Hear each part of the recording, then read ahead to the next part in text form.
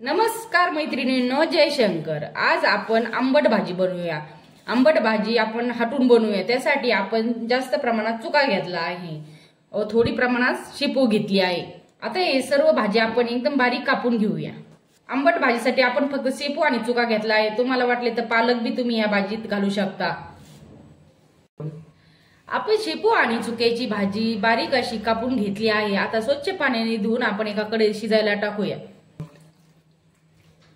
आता आपण भाजी स्वच्छ पाण्याने धुवून घेतली आहे। एका कढईत आपण शिजायला टाकूया।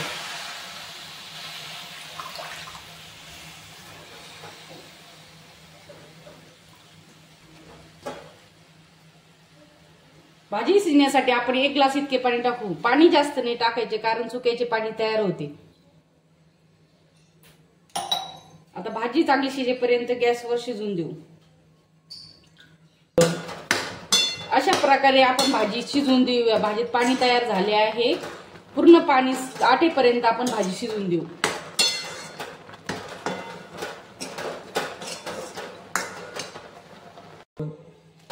आपली अशा प्रकारे भाजी शिजून झाली आहे। भाजीमधले पूर्ण पाणी सुकले आहे। आता आपण मसाला काढून घेऊया। मसाल्यामध्ये आपण हिरव्या मिरच्या, लसूण, मीठ घालून घेतले आहे आणि थोडे शेंगदाणे। मिरची पूर्ण बारीक करून घ्यायची आहे, शेंगदाणे थोडे मीडियम बारीक करायचे आहे। चला तर आपण आता मसाला वाटून घेऊया। बेसन पीठ टाकून आता आपण भाजी हटवून घेऊया।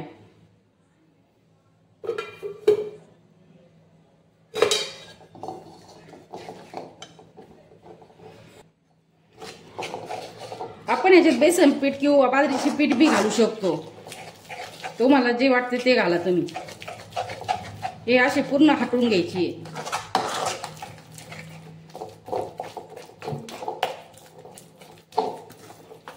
आता आपली भाजी पूर्ण हटून झाली आहे। आपण त्याच्यात पाणी घालून घेऊ।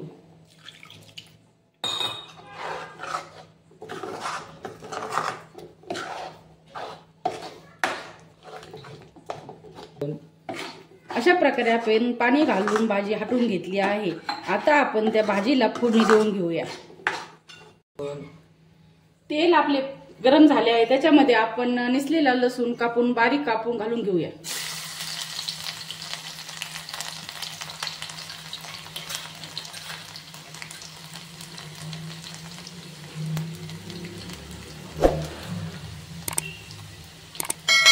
लसूण थोडा लाल झाल्यानंतर आपण जिरे घालून घेऊ।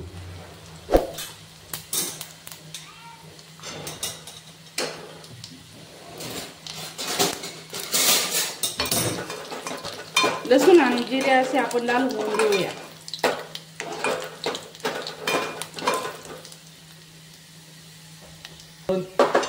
लसूण आपला असा लाल झाला आहे। आता आपण त्याच्यामध्ये हटून घेतलेली भाजी घालून घेऊया।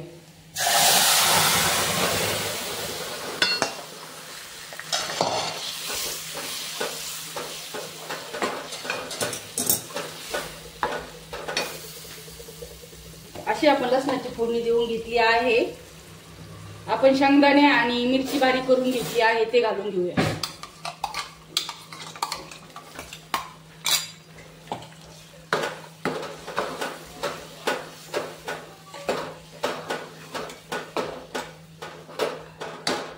आपल्याला पाणी लागल्यास आपण भाजीमध्ये आणखी पाणी घालून घेऊ। भाजीत आपण आणखी थोडे पाणी घालून देऊ।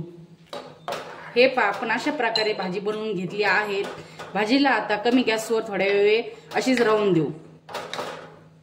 हे अशा प्रकारे आपली भाजी तयार झाली आहे।